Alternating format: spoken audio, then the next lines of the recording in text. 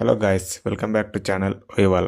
ఈరోజు వీడియో వచ్చేసి ఏంటంటే, చాలామంది నన్ను మమ్మల్ని ఫ్రీక్వెంట్గా అడుగుతున్న క్వశ్చన్, ఉన్న తక్కువ టైంలో సిపిగేట్కి ప్రిపేర్ అవ్వటం ఎలా, ఏమైనా మీరు ఎలా ప్రిపేర్ అయ్యారో టిప్స్ అండ్ ట్రిక్స్ చెప్పండి బ్రో అని అడుగుతున్నారు.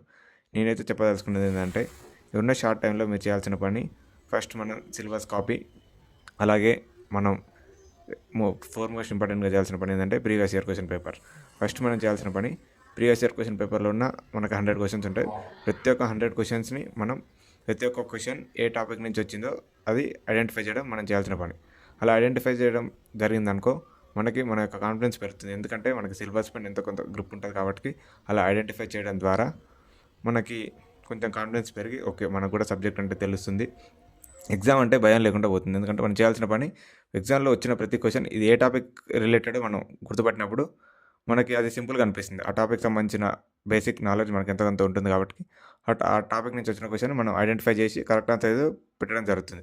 సో అలా చేయడం ద్వారా మనకైతే ఎంతో యూజ్ అవుతుంది.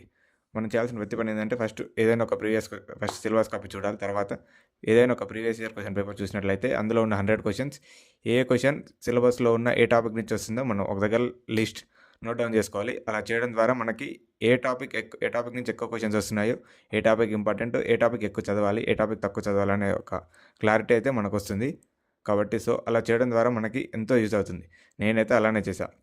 ఫస్ట్ మనకి ఇప్పుడు తక్కువ టైంలో సిలబస్ ఎంత కవర్ చేయడం పాసిబుల్ కాదు కాబట్టి సో ఇలా మనం ఒక 2-3 లేదా 4-5 years previous year question papers refer చేసినాం అనుకో మనకి ఎక్కువ ఇంపార్టెంట్ టాపిక్ ఏదో అర్థమవుతుంది. ఆ ఇంపార్టెంట్ టాపిక్స్ని బాగా ప్రిపేర్ అయితే అందులో నుంచే క్వశ్చన్స్ వచ్చే ఛాన్స్ మాత్రం ఎవ్రీ ఇయర్ అలానే ఉంటుంది. ఇంపార్టెంట్ టాపిక్స్ ఏవైతే ఉన్నాయో వాటిలో నుంచే క్వశ్చన్స్ ఎక్కువ వస్తాయి. సో ఇలా చేయడం ద్వారా మనకి ఇంపార్టెంట్ టాపిక్ అని ఏదన్నీ తెలుస్తుంది.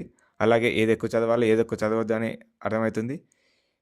అలాగే మనం క్వశ్చన్ పేపర్లో ఉన్న ప్రతి ఒక్క టాపిక్ని గుర్తుపడితే అప్పుడు మనం ఏ టాపిక్ నుంచి ఏ క్వశ్చన్ ఎలా వచ్చినా మనం ఆన్సర్ చేసే విధంగా మనం ఉంటాం. ఇలా ఇదంతా అయిపోయిన తర్వాత మనం అప్పుడు ఇంకా ఫర్దర్గా ఇంకా వేరే ప్రీవియస్ క్వశ్చన్ పేపర్ చూస్తే అందులో కూడా అర్థమవుతుంది ఏ టాపిక్ నుంచి క్వశ్చన్ ఎలా వస్తుందో. ఇదంతా తెలిసిన ద్వారా మనం సింపుల్గా సీట్ అయితే క్రాక్ చేయొచ్చు. మేమైతే ఇలానే చేశాను. మనం ఫోర్మోస్ట్ చేయాల్సిన పని ప్రీవియస్ ఇయర్ క్వశ్చన్ పేపర్స్ ఎలా డౌన్లోడ్ చేసుకోవాలనే వీడియో మన ఛానల్లో ఉంది, అది చూడండి. అలాగే సిలబస్ కాపీ కూడా ఎలా డౌన్లోడ్ చేసుకోవాలి. Syllabus copy, previous year question papers పక్కన పెట్టుకొని ఆ ఒక క్వశ్చన్ పేపర్ మొత్తం చూస్తే అందులో టాపిక్ ఎక్కువ ఏది రిపీట్ అయిందో ఆ టాపిక్స్ పైన ఎక్కువ ఫోకస్ చేయండి. దానిపైన నోట్స్ ప్రిపేర్ చేసుకోండి. తర్వాత బాగా ప్రీవియస్ ఇయర్ క్వశ్చన్ పేపర్ని రిఫర్ చేయండి.